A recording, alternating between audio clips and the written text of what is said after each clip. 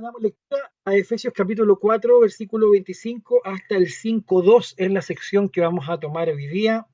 Estamos leyendo como texto base la NBI, la Nueva Versión Internacional, que dice así: por lo tanto, dejando la mentira, hable cada uno a su prójimo con la verdad, porque todos somos miembros de un mismo cuerpo. Si se enojan, no pequen. No dejen que el sol se ponga estando aún enojados, ni den cabida al diablo. El que robaba, que no robe más, sino que trabaje honradamente con las manos para tener que compartir con los necesitados. Eviten toda conversación obscena. Por el contrario, que sus palabras contribuyan a la necesaria edificación y sean de bendición para quienes escuchan. No agravien al Espíritu Santo de Dios, con el cual fueron sellados para el día de la redención. Perdón. Abandonen toda amargura, ira y enojo, gritos y calumnias y toda forma de malicia. Más bien sean bondadosos y compasivos unos con otros y perdónense mutuamente, así como Dios los perdonó a ustedes en Cristo. Por tanto, imiten a Dios como hijos muy amados y lleven una vida de amor, así como Cristo nos amó y se entregó por nosotros como ofrenda, sacrificio fragante para Dios. Amén. Ya hemos orado y hemos pedido al Señor que nos ayude con la lectura y la interpretación de este pasaje. Desde el 4:25, que acabamos de leer ahora, ¿cierto? Hasta aproximadamente el versículo, capítulo 6, versículo 20, la segunda sección, digámoslo así, de Efesios. Ya entramos en tierra derecha o en tierra final, ¿ya? Y algunos dicen que es un comentario, digamos, que esta sección sería un comentario de lo que es del 4:17 al 24, que veníamos leyendo hace un par de semanas, este texto que dice que tenemos que despojarnos, ¿cierto?, del viejo hombre y revestirnos de Cristo. Como que esta es la aplicación ya de ese comentario. Y hay eh, esta primera sección que hemos leído del 4:25 al 5:2 nos va a decir más o menos de manera práctica, un detalle práctico, digámoslo así, de los perfiles de la vida cristiana, ¿cierto?, que se nos exigen aquí en el capítulo 4, versículo 20 al 24, así como realmente habíamos aprendido de Cristo. Eso es lo que estaba hablando Pablo. Después, en el capítulo 5, versículos 3 al 14, Pablo describe lo que tiene que quedar excluido de nuestra vida, utilizando este contraste entre la luz y las tinieblas. Después viene un resumen y conclusión en el 5, del 15 al 21, y hay códigos domésticos después del 5:22 al 6:9, y después, por último, del 6, del 10 al 20, es el llamado final a permanecer firmes contra el mal y a favor del Señor. Estoy haciendo un tremendo panorama de lo que es el final de la carta a los Efesios. Pero sin duda que hay una conexión entre lo que acabamos de leer, que es del versículo 25 del capítulo 4 hasta el capítulo 5, versículo 2, ahí está muy conectado con lo que leímos anteriormente, que es el capítulo 4 del 17 al 24, que lo vamos a leer aquí nuevamente para hacer la conexión. Así que les digo esto y les insisto en el Señor: no vivan más con pensamientos frívolos como los paganos, a causa de la ignorancia que los domina y por la dureza de su corazón. Estos tienen oscurecido el entendimiento y están alejados de la vida que proviene de Dios. Han perdido toda vergüenza, se han entregado a la inmoralidad y no se sacian de cometer toda clase de actos indecentes. No fue esta la enseñanza que ustedes recibieron acerca de Cristo, si de veras se les habló y enseñó de Jesús según la verdad que está en él. Con respecto a la vida que antes llevaban, se les enseñó que debían quitarse el ropaje de la vieja naturaleza, la cual es corrompida por los deseos engañosos, ser renovados en la actitud de su mente y ponerse el ropaje de la nueva naturaleza creada a imagen de Dios en verdadera justicia y santidad. Y ahora la aplicación de eso. ¿Cómo sería esto de despojarse de la vieja naturaleza y ponerse la nueva? Ahora viene el comentario que hace Pablo. ¿Ya? Es muy interesante cómo Pablo se preocupa en esta sección de darnos una enseñanza ética para la comunidad del Nuevo Testamento y rechazar todo aquello que destruye a esta comunidad, a esta iglesia. Y aquí lo específico es que vamos a hablar, hermano, en esta sección, es sobre la verdad, la ira, el robo, el lenguaje y el amor. Son más o menos 5, digámoslo así, mandamientos éticos que Pablo trata muy profundamente y muy directamente, esa es la verdad, en esta sección. ¿Ya? Es dudoso que estos mandamientos nos digan gran cosa acerca de la conducta de los lectores, y eso es como extraño, pero ¿cómo estamos hablando aquí de robo, de la verdad, si estamos hablando entre cristianos? ¿Cómo puede ser posible, hermano, que alguien me podrá preguntar eso? Pero resulta que entendemos, por la evidencia que tenemos de la misma escritura, por ejemplo, con los corintios, que había personas dentro de la iglesia primitiva que tenían que aprender lecciones de ética, incluso de ética básica. ¿Ya? Pasaban cosas que no debían estar pasando. Sin embargo, acá la carta de los Efesios es una carta un poco más universal, más general, ¿ya? Y no es que Pablo tenga en mente lo que estaba pasando en Éfeso, a diferencia de la carta a los Corintios, donde sí Pablo sabía perfectamente lo que estaba ocurriendo en la iglesia porque había sido informado, ¿cierto? Yo creo que si Pablo hubiese sabido lo que hay en Efesios, hubiese dicho algo directamente. Entonces, estos mandamientos son una manera directa de explicar aquí la importancia de despojarnos del viejo ser y vestirnos o revestirnos del nuevo. ¿Ya? En estos versículos, y a medida que pasa el terreno teológico, ¿cierto?, al planteamiento más ético, Pablo va a cambiar un poco el estilo, va a usar frases más cortas, ¿cierto? Y va a pasar de segunda persona, va a pasar al plural y va a ir singular. Va a ser, usted lo va a ver cuando vayamos leyendo, esto va a ser muy interesante. Va a citar bastante a los salmos, hay varias citas de los salmos aquí que están en el texto que está escribiendo acá Pablo a los Efesios. ¿Ya? Eh, la estructura acá que vamos a ver, ustedes saben que hoy día estamos viendo la parte exegética del texto, después vemos la aplicación, que es lo que venimos haciendo acá en Efesios. Yo lamento que se haya cortado ahí el capítulo 4, empieza el capítulo 5 y es como que se corta la idea, pero la idea, si usted se fija, continúa. Pablo sigue hablando del mismo tema, no ha cortado el tema. A veces la división, queridos hermanos, de capítulos y versículos, tenemos que ignorarlo un poquitito para poder seguir con la idea, para no cortar un contexto, para no cortar una idea que está transmitiendo aquí, por lo menos en esta parte acá, el apóstol. Y no es aquí que Pablo esté enumerando una serie de instrucciones así al azar, ¿ya? Aquí la mayor parte de los pensamientos se pone como un contraste, y usted lo va a ver acá, ¿ya? Como un contraste entre las ideas negativas y las ideas positivas. Y en la mayoría de los casos, Pablo aquí da una buena motivación para seguir esta ética cristiana, ¿ya? Por ejemplo, ahí en el 4.25, ahí tenemos una muestra de esto. Lo negativo, dejando la mentira, ahí está, ¿cierto? Se nombra eso. Hable cada uno a su prójimo con la verdad, porque somos todos miembros de un mismo cuerpo, ¿ya? Eh, lo negativo, dejando la mentira, en contraste con lo positivo, hable la verdad. ¿Y cuál es la motivación para eso?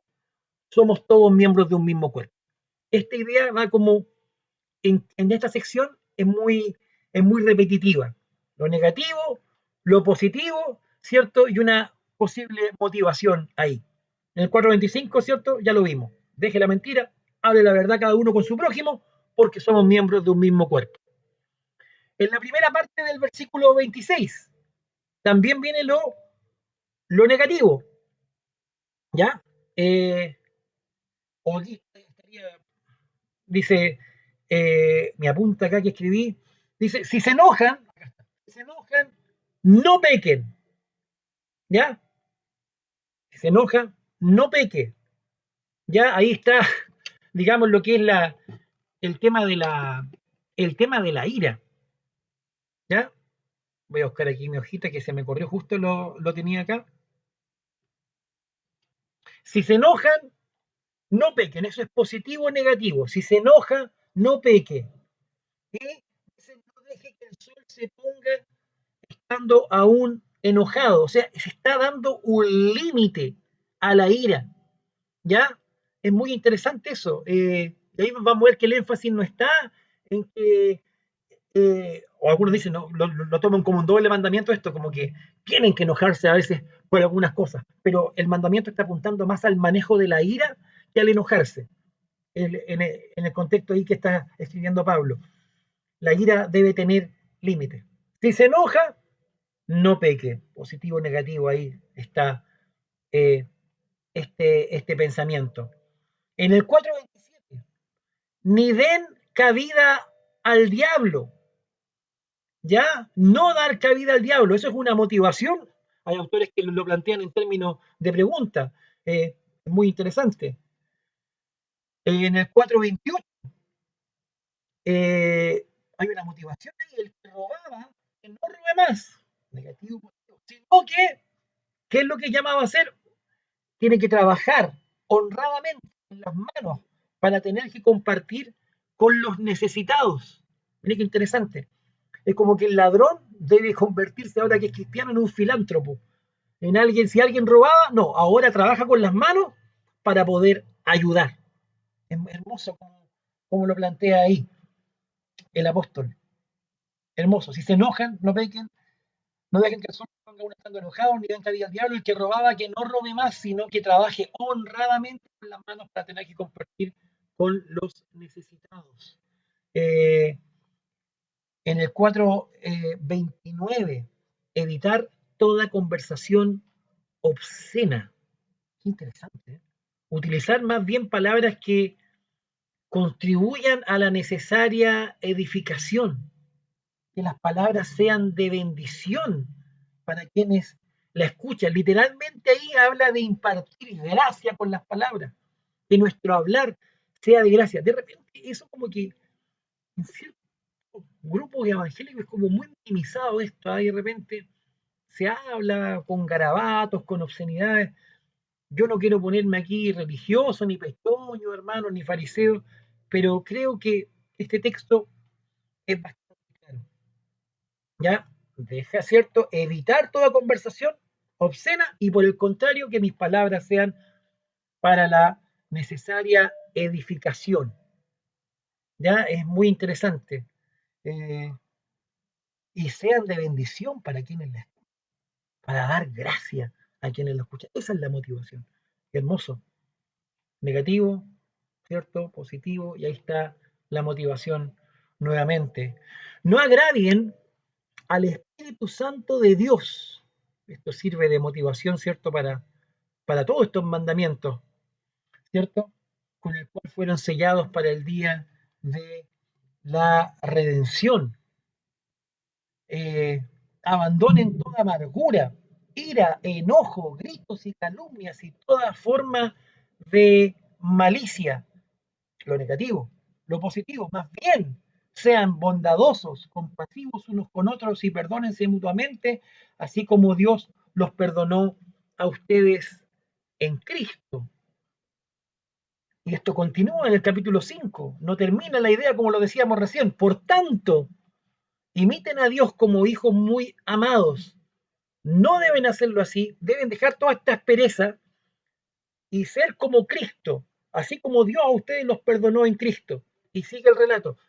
Por eso, por todo lo que han vivido, por todo esto que les estoy diciendo, imiten a Dios como hijos muy amados, lleven una vida de amor, porque y la motivación de nuevo, como Cristo nos amó y se entregó por nosotros.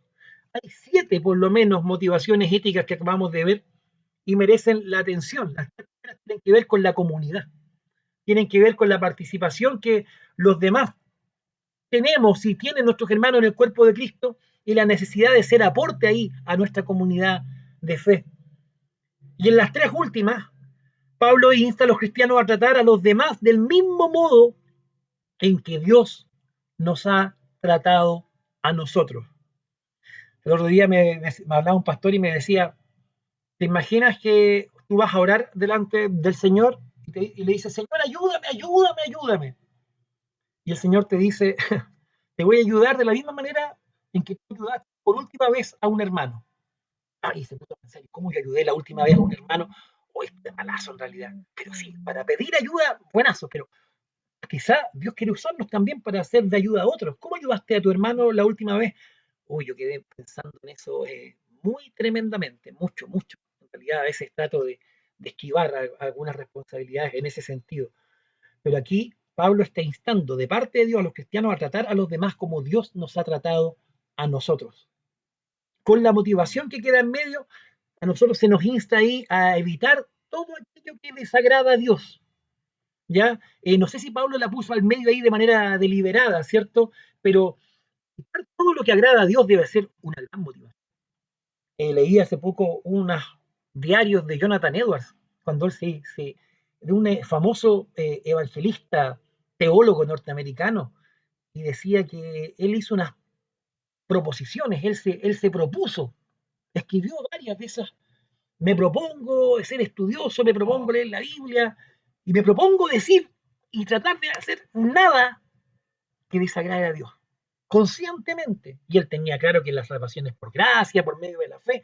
No se trata de ganarse la salvación, sino que conscientemente quiero gobernar mi cuerpo, quiero pedirle al Señor que me ayude para no hacer nada ni decir nada que le desagrade a Dios. Y eso es una gran motivación de agradar al Señor. Entonces, por motivos de tiempo, porque estaríamos aquí, hermano, horas analizando este texto, ¿ya? Eh, Vamos a partirlo en tres partes y no sé si alcancemos a ver las tres partes hoy día. Espero que sí. ¿Ya? El 4, 25 al 27, que trata sobre la mentira y la ira, las vamos a unir solamente como objeto de estudio, la mentira y la ira. El 28 y 29, que tiene que ver con la ayuda a los demás. Y el 4.30 hasta el 5.2, que es una declaración bastante como general, como un resumen, una síntesis de todo lo que hemos visto recién. ¿Ya? Vamos a ver sobre la mentira y la ira ahí en el 4.25 al 27. Ahí vamos a tener nuestro texto. Eh, por espacio lo tengo en teléfono aquí porque estoy en un espacio muy pequeñito. De hecho, esta biblioteca es un fondo nomás para que no se me vea la pieza acá atrás. Me gustaría tener así el espacio para poder, es un sueño de todos los que estudiamos la Biblia, tener un buen espacio ahí, un escritorio, pero no se puede a veces, pues, hermano. Demos gracias por lo que tenemos y no nos quejemos por lo que no tenemos, me decía un antiguo pastor. ¿Ya? 4.25 al 27. El enfoque que tenemos acá es la verdad. En el 4.15, por ejemplo, más bien, al vivir la verdad con amor, creceremos hasta ser en todo como aquel que en la cabeza, es decir, Cristo. El 21 también nos habla de la verdad. Si de veras se les habló y enseñó de Jesús según la verdad que está en él. Y el 24, y ponerse el ropaje de la nueva naturaleza creada a imagen de Dios en verdadera justicia y santidad. El tema es la verdad. Entonces, esto que no podemos mentir, que tenemos que dejar la mentira, es un mandamiento. Aquí, como lo comentamos en veces pasadas, no son tips del apóstol Pablo, así como nos dan estos coaching de vida motivacionales, de repente que andan por redes sociales, mire, trate de hacer esto. Este es un mandamiento apostólico. Y los mandamientos apostólicos tenemos que tomarlos también de parte del Señor, que está escribiendo inspirado por el Espíritu Santo. Y eso es algo que no podemos obviar. Entonces, como se trata aquí de la verdad, no es extraño que Pablo parta por este tema. Y aquí los traductores de la NBI, tengo que meterme un poquito en el terreno de traducción, decidieron traducir algunas cosas que son muy interesantes. ¿Eh? De repente hay una diferencia entre las Biblias, vamos a ver un poquito acá. Dice, despojaos, dice acá el texto original, dice, dejando la mentira, dice la NBI. Eh, la NBI lo traduce como un participio, pero es un imperativo. ¿Ya? Y no está mal traducido como participio, dejando, ¿ya? Pero es deje la mentira, hable la verdad. Ya el acento está en el imperativo de hable, ¿eh? Más que en dejar la mentira, está en hablar la verdad. Ahí está, pero dejando la mentira, hablamos la verdad. ¿Me entiendes? Toda esa comparación está ahí y es muy necesario verla. Usted puede dejar la mentira, pero se puede quedar callado. No, yo no voy a mentir más, no voy a hablar. No, pues sí, deje la mentira, pero hable la verdad. Si deja la mentira y se queda callado, no sé, queda, queda trunco esto. Ya, el imperativo, es necesario señalar que el acento ahí de Pablo está en que hable la verdad. En segundo lugar, esta versión traduce como falsedad ahí, o mentira. Algunas versiones traducen como falsedad, la NBI traduce muy bien, otras versiones dicen falsedad, como les decía, en el sentido de engañar. No engaña a su hermano. Usted sabe que andamos con cosas, en la iglesia pasan estas cuestiones. Desde que se queda con un libro hasta que no sé, de plata. Es así. Y es una pena. Entonces, el mandato es que no engañar a mi hermano, no defraudarlo. Eh, Está muy bien traducida ahí, dejando la mentira, no engañar. Ahí va. Y la NBI traduce un adverbio que debería ser verazmente y lo traduce así: hable cada uno a su prójimo con la verdad. ¿Ya? Y pone un énfasis muy potente, Pablo. No es solamente no mentir, sino que es hablar con la verdad, hablar verazmente. Eh, el tema es que la mentira dentro de nuestro contexto, hermano, eh, acá, por lo menos en Chile, hablo de acá, se enseña como una cuestión, como una chispeza. No sé si le ha pasado eso, como una choreza. Se habla de la picardía del chileno, de la ironía, la mentira de repente así, que yo no sé si eso será algo para poder enorgullecernos, hermano. Eh, y mal, pues, eso es malo, eso es pésimo, porque se aprende a mentir, se aprende a sacar ventaja de la mentira. Yo trabajé muchos años en el comercio y muchas veces se trabaja con mentira. Esto está en liquidación, lo rebajamos de precio, nunca lo rebajamos de precio. No, está a precio de costo, nunca está a precio de costo. Eh, Creo que debemos hablar a nuestro prójimo con la verdad. Ahora también esto no quiere decir, y no se me vaya para otro lado, de que también ocurre que hay hermanos en la iglesia que dicen: no, hermano, yo voy con la verdad por delante y si algo no me gusta, yo lo digo al tiro nomás, hermano. Y esa gente que anda por la iglesia rompiendo cabezas para dónde va. No, y que se molesta por todo, pero no, yo digo la verdad. Pero cuando tienen que decirle la verdad a ellos, uy, me ofendió aquí, el hermano me ofendió, miren lo que me dijo, pero ellos pueden decir. No se trata de eso. Hay gente que no le gusta, de repente opina, bueno, ahora estamos online, pero de repente han pintado la iglesia de tal color y al hermano fulano no le ha gustado, y qué feo el color que pintaron, y no, qué malo.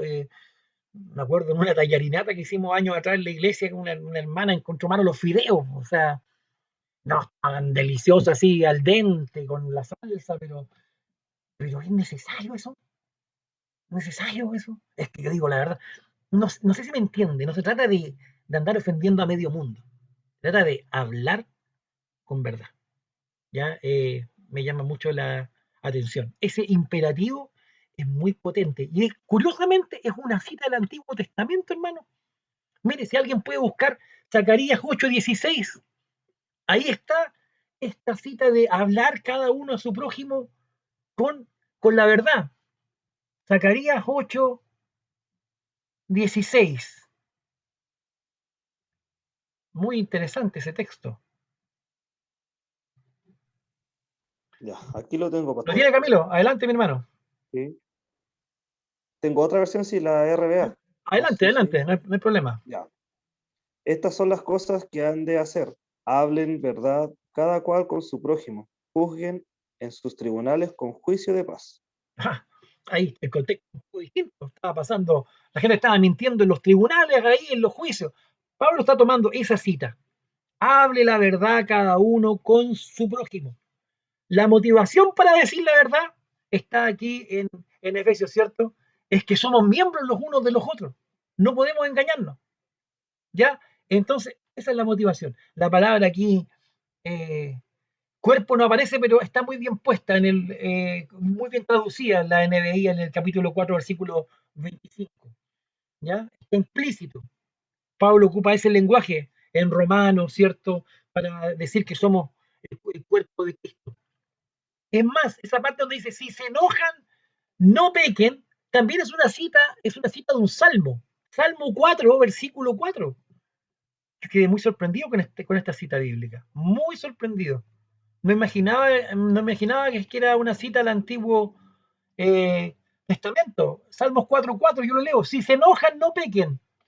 En la quietud del descanso nocturno, examínese el corazón. Literalmente es enójense y no pequen. ¿Ya? Eh, Muchos Pastor, comentaristas dicen que el enojo a veces es necesario, pero aquí, y algunos ven como un doble mandamiento, a veces va a tener que enojarse, pero aquí el punto es evitar la ira, lo que está hablando Pablo es eso. ¿Tienes otra versión ahí, Camilo? sí, y le deja un poquito más claro.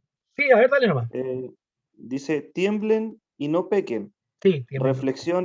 reflexionen en su corazón sobre su cama y estén en silencio. Interesante, interesante. A ver, ahí no sé, no tengo en este momento la textual aquí cerca. Eh, pero el punto es no airarse. El enojo es casi eh, inevitable, pero no pecar con esta ira. De hecho, eh, Pablo quiere expresar aquí la prevención del pecado, no la obligación de la ira. ¿Ya? Es posible que el texto presuponga la posibilidad de la ira sin pecado, pero no aquí no se está subrayando la ira justa, sino la prevención de un pecado que puede llevar a la ira. Como decían algunos reformadores, la ira son estos tipos de pecados que son madres.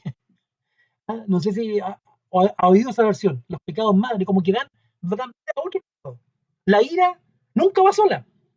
La ira va con una mala palabra, va con violencia, usted puede terminar matando a alguien. Entonces, es complejo. Estos pecados hay que evitarlos a toda costa, porque el ser humano es un carril de emociones y se deja llevar por la ira y puede llevar a cualquier parte.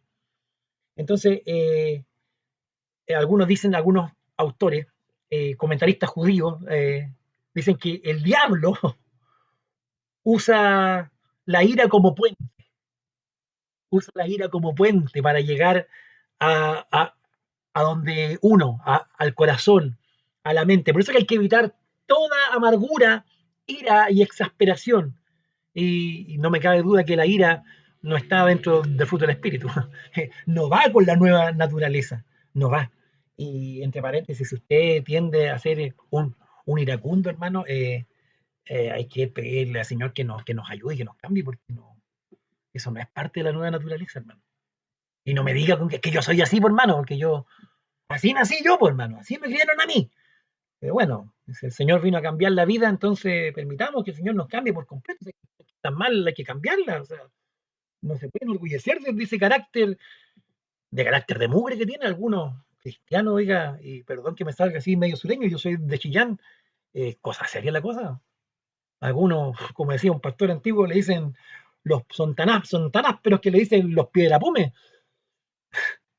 son ásperos para tratar a sus mujeres, para tratar a sus hijos. Y la gran excusa es que yo así fui criado, por hermano. Y no me cabe la menor duda que usted fue criado así. Pero el cambio, el despojarse, incluye también el carácter. Quizá va a demorar más tiempo, pero no podemos seguir excusándonos ya con 20, 30, 35, 40 años en el Evangelio y todavía sigue siendo el mismo iracundo de siempre. No, Señor, tenga misericordia ahí, mi querido hermano. Tomando esta expresión, no deje que el sol se ponga a estar aún enojado. Es una manera muy judía, era un término judío, un dicho judío que quería decir que la ira no debe permanecer en nosotros. ¿Ya? Debe tratarse rápidamente con ella y ponerla de lado. Algunos ocupan el contar hasta 10, algunos cuentan hasta 100, otros cuentan hasta 1000, otros respiran. Mi papá salía a dar una vuelta, salía y se daba una vuelta a la manzana y volvía más calmado. Bueno, a veces era bien larga la vuelta, pero eh, no dar lugar en el versículo 27. bueno, perdón, antes de pasar a eso, se debe tratar rápidamente con eso, porque Pablo lo liga directamente con dejar ir al diablo. Algunos antiguos comentaristas reformados hablan de que esta ira está muy ligada cuando dice, y no den lugar al diablo, no den cabida al diablo, está muy ligado con el tema de la ira. Lo que comentamos hace un rato y aquí lo estamos expliendo un poquito más largo. Cabida es, como dice la Reina Valera, no, ni deis lugar. No debemos de dar espacio a nuestras vidas al diablo para que pueda operar. Me pasa un fenómeno que veo en el mundo reformado a veces que se habla muy poco del diablo. Y en el mundo pentecostal se habla mucho del diablo. Creo que tenemos que tener un sano equilibrio de no ignorar a Satanás, como dice Pablo, porque no ignoramos sus maquinaciones, pero si el apóstol está diciendo que no debemos darle lugar al diablo, no hay que darle ese lugar. Y curiosamente lo une con la ira. La ira, un autor decía que era una especie de caballo de Troya que se mete en nosotros y y está cargado con otros 100 pecados más. Entonces, cuando damos lugar a la ira, a veces no medimos consecuencias. Eso es muy complicado. Es muy complicado. Ya, avancemos entonces, queridos hermanos, al 28 y al 29. ¿Ya? Cuando habla del robo. ¿Ya? Muy interesante esto, muy interesante. Estos dos versículos están unidos aquí en este contraste. El que robaba, no robe más. Ya, uno podía decir, bueno, ¿y qué clase de hermano había en Éfeso entonces? O sea, había ladrones. Bueno, así es la cosa dentro de la iglesia. Mucha gente era así. Eh, Spurgeon contaba en una de sus predicaciones de que había conocido a un ladronzuelo de las calles de Londres que había llegado un día hasta el tabernáculo metropolitano donde él predicaba. Y, y venía lleno de cosas, pues venía con relojes, venía con sombreros, con cosas que él robaba por las calles. El mensaje le había llamado mucho la atención de la palabra y Spurgeon lo mandó a devolver las cosas. Era bastante difícil, la verdad. Este contraste entre perjudicar y ayudar, ¿cierto? Es algo que debe marcar la vida cristiana. ¿Ya? El viejo hombre, ¿cierto? Egocéntrico, abusivo, podía robar. Era muy común entre esclavos que se robaba eh, en la época. No creo que era un recadito para nadie, como lo dijimos hace un rato. Pablo escribe de manera bastante general. En ese tiempo y hoy día el robo sigue siendo un problema, hermano. Cosa que veamos las noticias y el robo es todo el día. En una construcción se roban los materiales de construcción. Eh, en las tiendas hay lo que se llama el robo hormiga, de que el hombre es hombre, que el ser humano es ser humano, ha existido el robo, ¿ya? Pero como dice un buen autor, quizás esta es la descripción más tremenda del Nuevo Testamento que hace sobre la conversión. El que robaba, ya no robe más. Nosotros asumimos que hay gente que robaba, por ejemplo, en la historia de Saqueo y en el Evangelio de Lucas, asumimos que Saqueo era ladrón. El texto no lo dice, quizás lo han un poco. Maestro, he aquí la mitad de mis bienes doy a los pobres. Y si en algo he robado, nosotros decimos, no, si este era ladrón. El texto no lo dice, pero da a entender, es posible. Pero eso es tremendo, es genuino. Ahí está una estructura. Si robé, voy a devolverlo cuadruplicado. Acá dice, el que robaba ya no robe más. Aquel que antes delinquía para satisfacer sus deseos ególatras, egoístas, ahora tiene que trabajar, pero no para sí mismo. Va a trabajar para satisfacer las necesidades de los demás. Este es un ejemplo para mí fascinante de lo que significa morir y resucitar con Cristo. El que murió era ladrón. El que resucita ahí es un trabajador que se preocupa de ayudar a los demás. Ya esta preocupación media comunitaria que ocupa aquí el apóstol Pablo evoca un poco a lo que era la iglesia primitiva, ¿cierto? a la comunidad de creyentes, por ejemplo, en 1 Tesalonicenses capítulo 4, cuando Pablo insta a los creyentes a trabajar con sus manos, ¿cierto? Pero no tiene una carga. Y él mismo dice, yo trabajo con mis manos, no quiero ser carga para ninguno de ustedes, para ninguno de los cuales ministro. ¿Ya? La meta era que los creyentes fueran, digamos, económicamente autosuficientes y que, como podían sostenerse, podían dar también lo necesitado. No es que trabajaban para los demás. Está diciendo que va a trabajar y con lo que tenga, con lo que gane usted, no solamente se va a beneficiar usted y su familia, sino que va a tener para poder bendecir. Eh, muy interesante, muy interesante. Eh, seguimos hablando ahí entonces. El versículo 29, la verdad que esto se ocupaba mucho en la escuela dominical antiguamente para decir que no teníamos que decir garabatos, porque éramos chicos, pero la verdad que he escuchado muy pocos sermones acerca de esto. Ninguna palabra corrompida, dice la NBI, dice obscena. La palabra esa original en el griego se ocupaba para hablar de un pescado que estaba en descomposición, de un pescado o de una fruta descompuesta. Si hay algo que huele mal es la comida descompuesta, hermano. De repente, cuando la comida se pasa, no, estos huevos están pasados, el pescado cuando está podrido, qué cosa más terrible. Me acuerdo del mechoneo de la universidad cuando nos llevaron al mercado y nos pusieron ahí pescado podrido y cabezas de pescado en la cabeza. Qué olor, no se me salió como en 3 días el fuerte olor. Esta palabra corrompida que ocupa la Reina Valera o obscena que ocupa la NBI también se ocupa para hablar de un montón de piedras que se pone así como en fila para arriba y se desmorona. El sentido metafórico ahí está hablando de un lenguaje que es sucio, de un lenguaje que es malo. Aunque también puede que Pablo esté hablando, como dicen los traductores de la NBI, de un lenguaje obsceno. De repente somos librenitos para contar chistes, hermano, incluso para tirar algunas memes de algunas cosas que nos parecen graciosas, pero que en realidad no edifican. Y esto no es ponerse fariseo ni religioso, sino que es lo que está hablando acá el apóstol nomás. Está hablando de hablar con la verdad.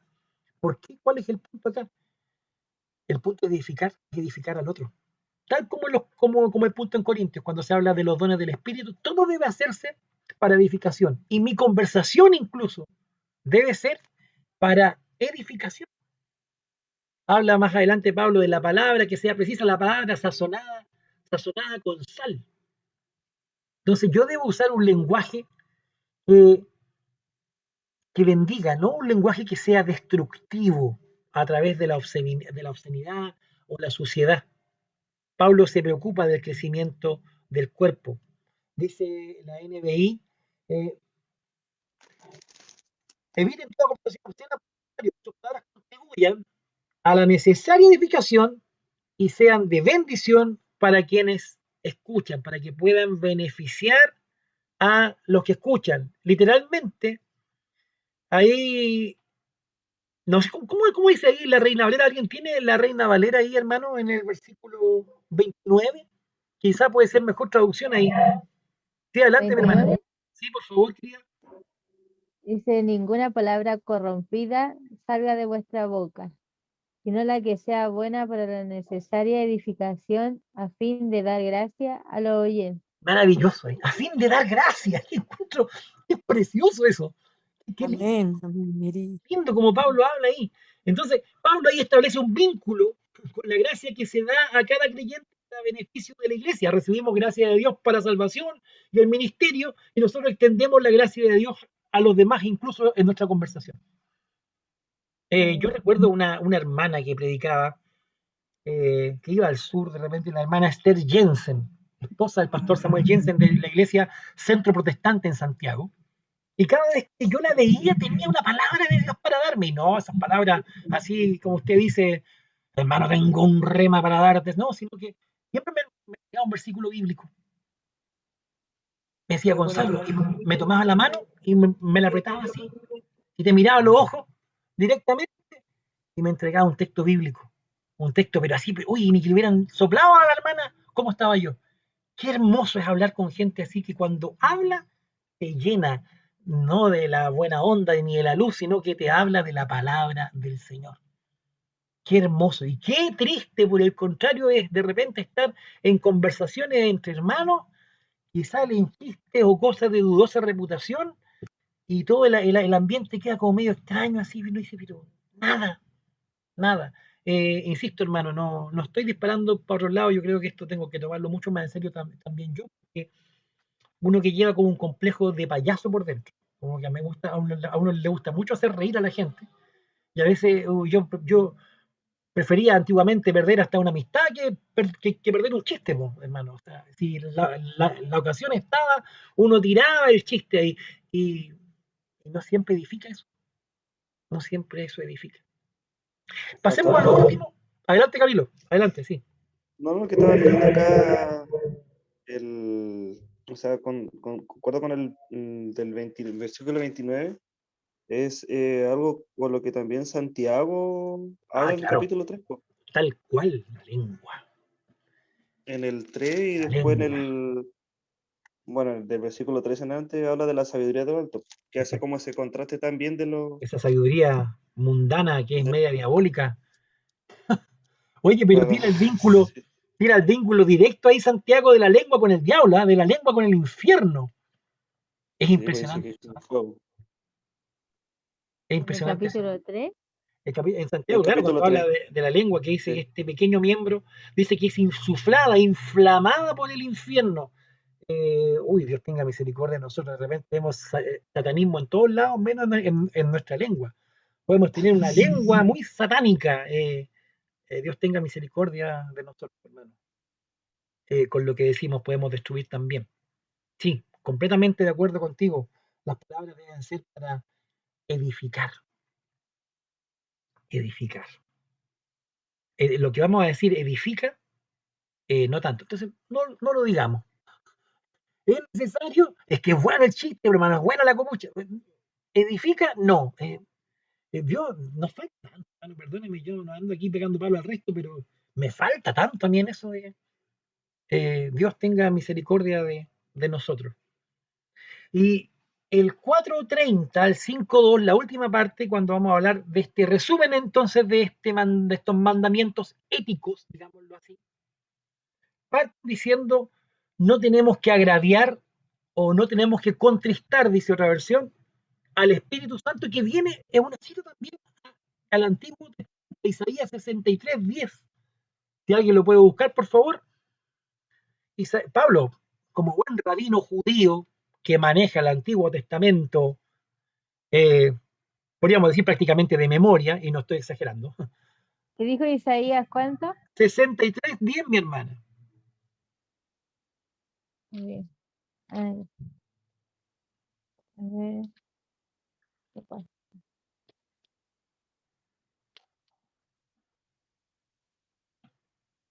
63:10. Ahí lo encontré. ¿Lo leo? Adelante, querida.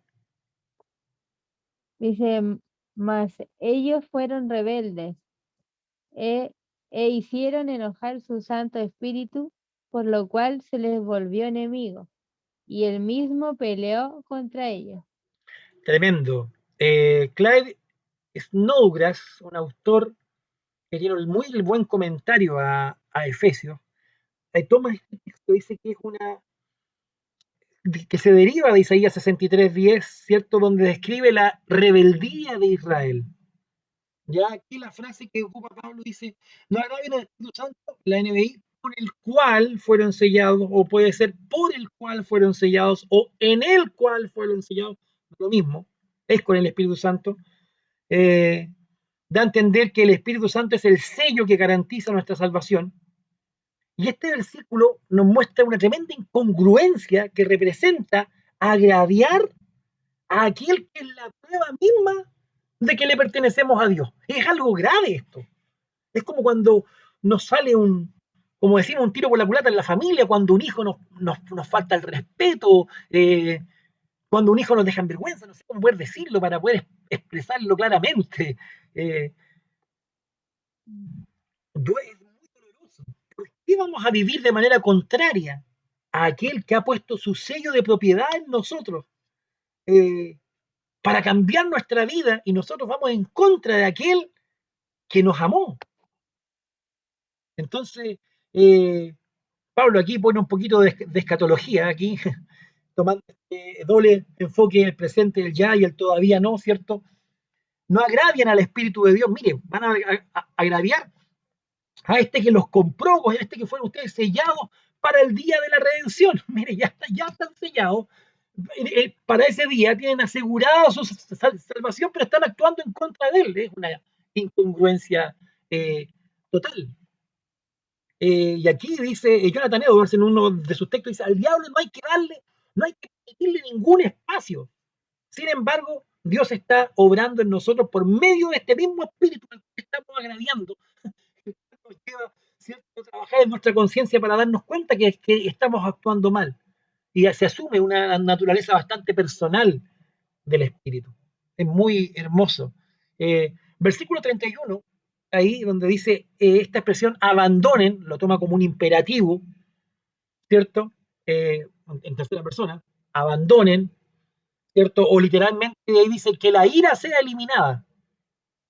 Sin embargo, esto no significa que Dios suprima la conducta pecaminosa en lugar de los lectores. O sea, esto no es magia, por desgracia, hermano. Funciona a veces de manera bastante manual. Dice, abandonen. El acento de este pasaje está aquí. Si bien es cierto, creemos en la soberanía de Dios, el acento aquí está puesto en la responsabilidad del creyente, que debemos actuar decididamente.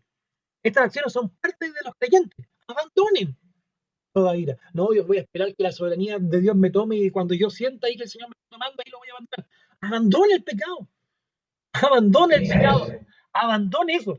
Algunos entienden mal esto, ¿eh? Y creo que, bien es cierto, yo creo completamente en la soberanía divina, en mi salvación. También entiendo esta responsabilidad que tenemos los creyentes en nuestra santificación, en este proceso, en esta vida cristiana. Y obviamente somos ayudados y guiados por el Espíritu Santo. La cuestión de la ira ya lo dice, abandonen toda amargura, ira, enojo, gritos y calumnias. No sé cómo dice la Reina Valera, ¿alguien la tiene ahí? Y dice, quítense de vosotros toda amargura, enojo, ira, gritería y maledicencia y toda malicia. Sí, ahí no es violencia física, pero ahí está bien puesto ahí en la NBI como grito, griterío. La RBA dice lo siguiente: ¿Cómo dice, hermano? quítense de ustedes toda amargura, enojo, ira, gritos y calumnia, Sí. junto con toda maldad. Oiga, pero pues, ¿será que hay gente que levanta la voz fácilmente, que grita? Sí, pues así es. Es así, es así. Todas estas palabras que están aquí en el versículo 31 pretenden, Pablo aquí está hablando de la hostilidad y de acciones que destruyen las relaciones humanas.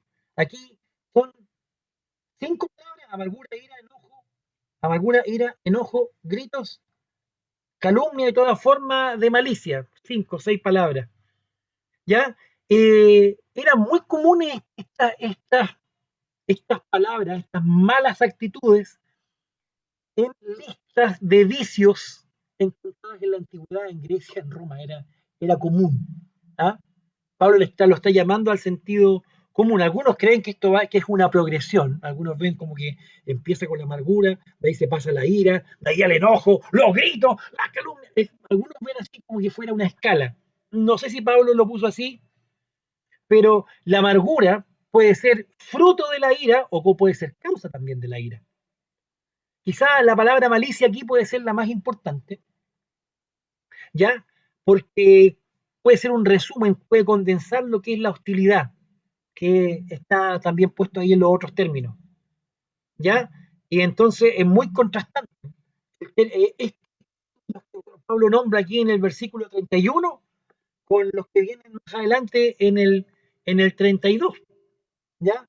Más bien sean bondadosos, compasivos unos con otros, perdónense mutuamente, así como Dios los perdonó a ustedes en Cristo. Sí. Es muy interesante esta comparación, ¿cierto? El versículo 32 solicita, demanda bondad, que debe ser aplicada a los seres humanos, ser bondadoso, es el mismo término que se ocupa para hablar de la bondad de Dios. Más atrás en el capítulo 2, es la misma bondad que se nos demanda también a nosotros, demanda compasión, perdón. Se asume, Pablo asume claramente acá, que la nueva persona, la nueva criatura, el nuevo ser, le mueve un sentido de buena voluntad hacia los demás. Y como en otros lugares, somos llamados a tratar a los demás como Dios nos ha tratado a nosotros. Aquí el uso del término perdón no está puesto hacia el azar. Lo pone de manera central Pablo. Y perdonarse y perdónense de la misma manera en que Dios los perdonó a ustedes en Cristo. No podemos perdonar a los demás si no hemos experimentado el perdón de Cristo. Y además, si hemos experimentado el perdón de Cristo, debemos también nosotros perdonar a los demás. Todo esto está en Cristo. Me gusta como Pablo lo pone, así como Dios los perdonó a ustedes en Cristo, pone ahí la salvación como ejemplo. Entonces, el mandato acá no es como, oiga hermano, sea como Gille Ávila, mire, imite al pastor Juan, mire el pastor Pedro, que es muy bacán. No, en el capítulo 5, que ya, como les dije, tenemos que avanzar ahí sin cortar este tema, a quien tenemos que imitar es a Dios. Entonces, generalmente cuando nos comparamos con otros hermanos, generalmente somos mejores. Pues no, mire, yo soy mejor que la hermana María, pues yo soy mejor que la hermana Miriam, yo leo mejor que este hermano, yo llego antes. Sí, pues sí, cuando competimos entre nosotros podemos ganar o perder, pero cuando el apóstol Pablo nos pone la vista en el lugar donde tiene que estar, que tenemos que imitar a Dios, es tremendo. Algunos pueden decir, pero cómo voy a imitar a Dios si Dios es inimitable? No puedo, pero es una idea completamente bíblica ¿Ah? y no es tan poco común. ¿Ya? Sí, pero no la Dios escuchan a usted. demanda aquí, en pluma del apóstol Pablo, a que le miremos a él y le imitemos. Es ya es una idea del Antiguo Testamento, Levítico 19, cuando Dios le ordena a su pueblo, sed santos, porque yo soy santo. Y aquí en ese capítulo de Levítico, por lo menos 14 veces, el Señor le dice, sed santos porque yo soy santo, yo soy el Señor, como subrayando ahí la idea que está determinada por el carácter de Dios.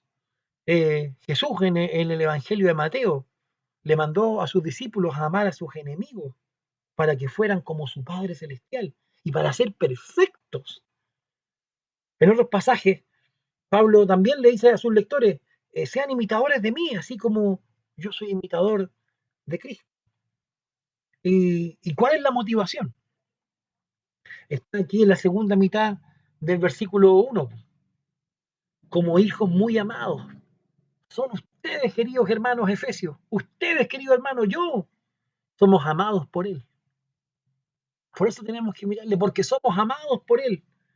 Y estas palabras nos apuntan a una idea que se viene hablando hace rato acá en el Nuevo Testamento, adopción. Somos familia de Dios. Y las personas van adquiriendo las características de la familia a la cual pertenecen. Y puesto que los lectores aquí, los efesios, forman parte de la familia de Dios, y por ser sus hijos han recibido amor, deberían ser como Él, deberíamos ser como Él. Entonces, la imitación de Dios y su amor, aquí pasa al 5.2, porque con eso ya vamos a ir cerrando, que tenemos que llevar una vida llena de amor. Una vida de amor. Una vida así como Cristo nos amó y se entregó por nosotros. El amor no es parte de la vida cristiana. El amor es la vida cristiana. El amor que sirve para configurar y vigorizar el amor cristiano, ¿cierto? El que nos da el ejemplo es el amor de Cristo en la cruz, ¿cierto? Ese es el ejemplo que tenemos. Cristo se entregó por nosotros como ofrenda y sacrificio fragante para Dios. Ahí lo tenemos. Se entregó a sí mismo. Cristo se dio a sí mismo por nosotros, por nuestro favor. Como dice Un pastor alemán, suena divertido eso porque un pastor alemán, Ernest Käsemann, la muerte de Cristo por nosotros siempre está con dos ideas, en nuestro lugar y para nuestro beneficio. Por nosotros y para nosotros.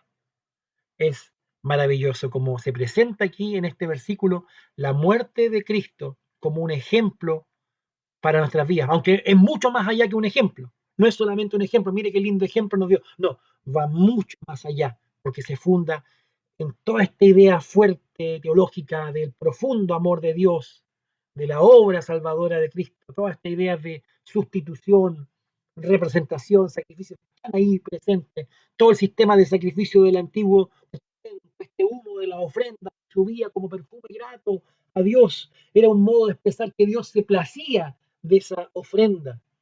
Esta imagen, ¿cierto? Se pone ahí, Pablo la ocupa para hablar del sacrificio de Cristo que se presentó como una ofrenda y sacrificio fragante, agradable. Eso es lo que había conseguido la muerte de Cristo. Y Pablo ocupa este lenguaje de manera similar para nuestro ministerio, para nuestra vida, que debe ser con amor. Incluso Pablo la toma como aquellos hermanos que ofrendaban para su sustento, que también era una ofrenda fragante para Dios. Amén. Ahí hemos establecido este capítulo ya, esta sección, perdón. Hemos visto el significado. La próxima semana vamos a hacer una aplicación práctica. ¿Qué tiene que ver esto con nosotros hoy día? ¿Cómo puedo entender bien esos contextos? ¿Ya? ¿Cómo es la ira? Toda ira es mala. Vamos a ver esas cosas, si Dios quiere, la próxima semana. La hora ha avanzado ya y vamos a orar al Señor para darle gracias por este tiempo. Gracias por su tiempo, queridos hermanos. Gracias por disponer hoy día un poquito más tarde de lo normal para estar en el estudio bíblico semanal. Esto usted sabe que lo grabamos y después queda en YouTube, en el canal de YouTube de la Iglesia de Villadulce. Esto queda después si usted lo quiere compartir con alguien. No hay ningún problema. Oremos al Señor, démosle gracias. Amén. Señor, te agradecemos, te bendecimos en esta noche por estar aquí con los hermanos y hermanas, Señor, estudiando tu palabra, la carta a los Efesios. Gran lección nos has dado hoy día, Señor. Permite que en humildad podamos arrodillarnos delante de ti y reconocer que tú tienes razón, Señor, y que nos falta mucho. Ayúdanos, Señor, a desvestirnos del viejo hombre, a revestirnos de ti y a poner en práctica en nuestra vida, Señor, la verdad y el amor que está presente en el Evangelio. Bendice a mis hermanos en el nombre de Jesús. Amén. Amén. Amén. El Señor